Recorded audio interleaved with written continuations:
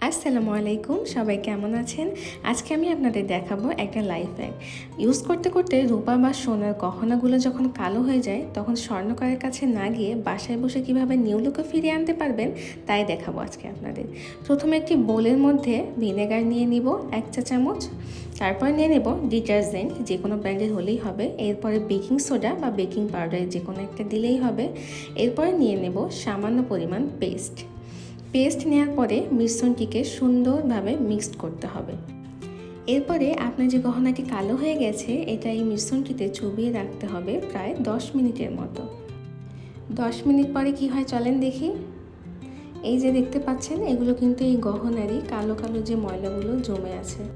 একটা টুথব্রাশ দিয়ে সুন্দরভাবে ঘষে ঘষে এগুলো পরিষ্কার করে নিতে হবে, তাহলে আর কোনো ময়লা থাকবে না।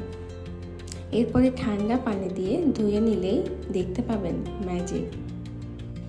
এই তো স্বর্ণকারের কাছে না গিয়ে কিভাবে নিজের গহনাগাটিকে নতুনের মতো করে তুলবেন সেটাই দেখালাম।